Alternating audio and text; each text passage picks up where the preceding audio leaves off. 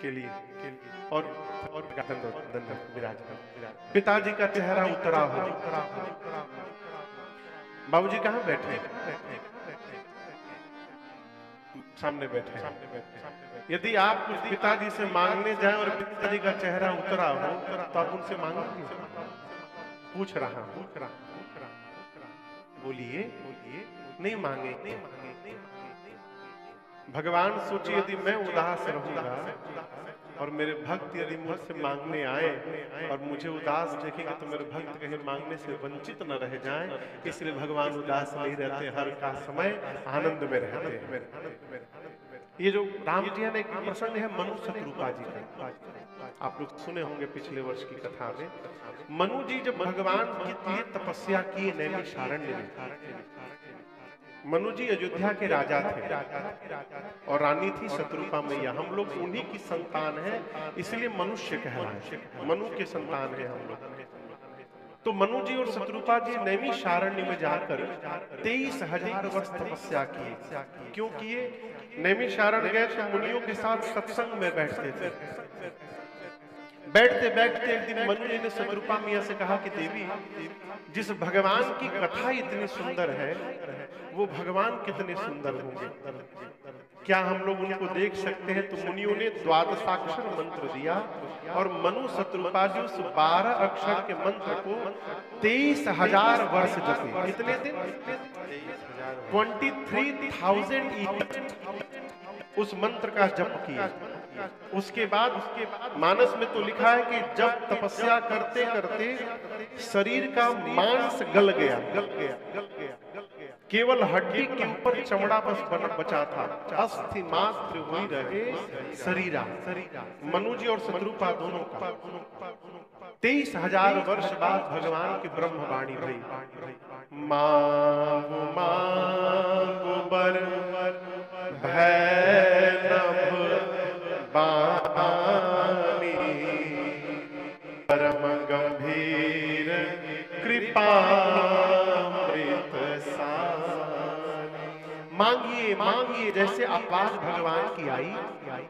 गोस्वामी जी कहते हैं मनु जी और शत्रुपा मैया के कान में ये मांग मांग शब्द जाते उनका शरीर रिष्ट पुष्ट हो गया। शरीर एकदम ऐसा लगा मानो अभी अभी घर से आए हो। मनु जी महाराज जब शरीर देखे तो शत्रुपा मैया से बोले, देवी, जिसकी आवाज सुनकर इतना बदलाव हो गया वो भगवान दिखाई दे देंगे तो कितना बदलाव होगा जीवन में। तो मनु जी बोले कि प्रभु, हम आपको देखना चाहते हैं। और यहाँ मनु जी ने 2 उदाहरण दिया, कौन सा रूप देखना चाहते हैं।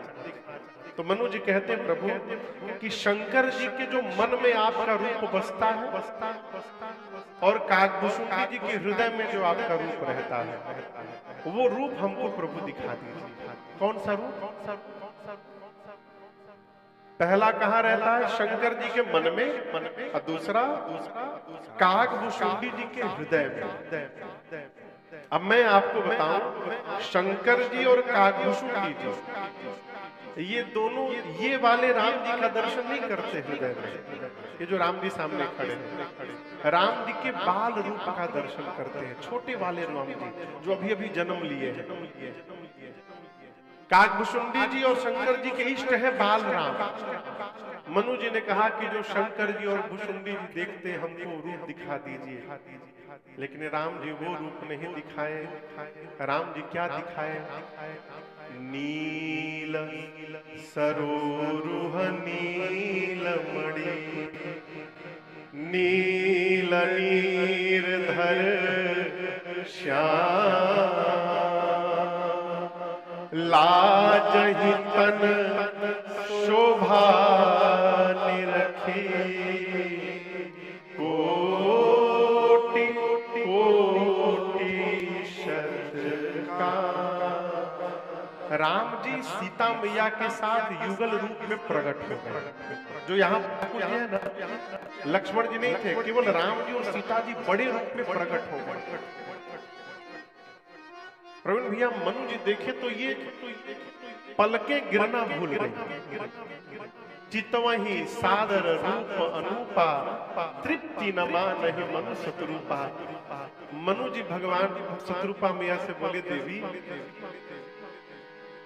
बड़े हैं तो इतने सुंदर है, जब ये छोटे होंगे तो कितने सुंदर होंगे। क्या मैं एक बार बोलूं, छोटा बन करके दिखाइए। अब ये बात राम जी सब सुन रहे हैं, मन की बात उनकी बात। अब यहाँ एक प्रश्न है, मनु जी कह रहे थे कि जो शंकर जी और भूषुंडी जी देखते हैं वो दिखाइए। तो राम जी बड़े रूप में क्यों आए? प्रश्न है ना। राम जी को छोटा रूप दिखाना चाहिए था अपना, लेकिन राम जी बड़े रूप में आ गए। क्यों आ गए? भगवान जानते हैं कि मनु जी को ये पता शंकर जी और भूषुंडी जी देखते हैं, लेकिन शंकर जी और भूषुंडी जी कौन सा रूप देखते हैं ये मनु जी को नहीं मालूम। तो भगवान सोचे हम जो रूप दिखा देंगे उसी को मान लेंगे। तो भगवान बाल रूप में इसलिए नहीं आए कि राम जी जानते हैं कि आज मनु जी मेरे से वरदान मांगने वाले हैं। यदि कहीं मैं बालक बन के चला गया और मुझे बालक देख करके इनको संकोच हो जाए मांगने में वरदान, तो मेरा भक्त वरदान से वंचित रह जाएगा। इसलिए भगवान बड़े रूप में प्रकट हो गए। आप किसी के यहाँ डोनेशन लेने जाएं और घर में 5 साल का बेटा मिले तो उससे डोनेशन मांगिएगा? आप कहेगा पिताजी से कहना हम आए थे। तो भगवान केवल अपने भक्तों की मन की रक्षा करते हैं, इसलिए भगवान सर्वकाल एक रूप में बैठे रहते हैं। चेहरा हमेशा वनवास की सूचना सुनकर मलिन हुआ, न बन और न ही अभिषेक की सूचना सुनकर भगवान प्रसन्न हुए। सर्वकाल एक रस में रहने वाला जो भगवान का मुख है, वो स्वामी जी कहते हैं भक्तों का मंगल करने वाला है, इसलिए मैं उसको बारंबार वंदन करता हूँ। ये दूसरा श्लोक। तीसरा श्लोक आप सबको याद है। कितने लोग को याद है अयोध्या कांड का तीसरा श्लोक? हाथ उठाइए। हम कह रहे जितने बैठे सबको याद है। अयोध्या कांड का तीसरा श्लोक कितने लोग जानते हैं? साथ में गाइए मेरे। नीलांबुज श्यामल कोमलांगम सीता समारोह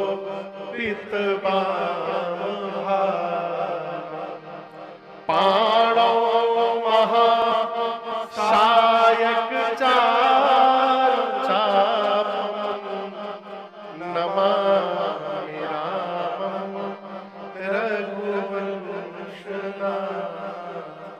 नमामि रामं रघुवंशना। कितने लोग को याद था ये श्लोक? पहले कहे नहीं, हाले खाए। ये अयोध्या कांड का तीसरा श्लोक है। अर्थ समझिए। नीलांबुज श्यामल कोमलांगम, नीले रंग के अंबुज के समान जिसके श्यामल कोमल अंग है। सीता समारोह पितवाम भाग, जिनके वाम भाग में जगत जननी मां सीता विराजमान है। पाणौ महा सायक चारु चापम, पाणौ पाणी मने हाथ, कहते हैं ना पानी ग्रहण।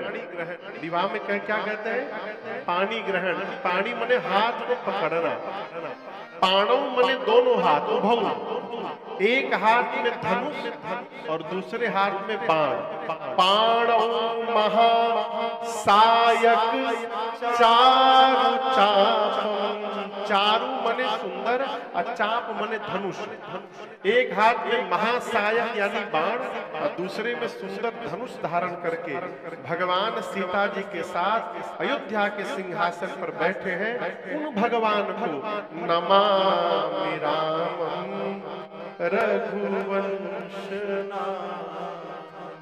हमारे गुरुदेव भगवान कहते हैं बाबू गोस्वामी जी ने इस एक श्लोक में 7 कांड समाहित कर दिया मानस का। पूरी राम कथा एक श्लोक में है।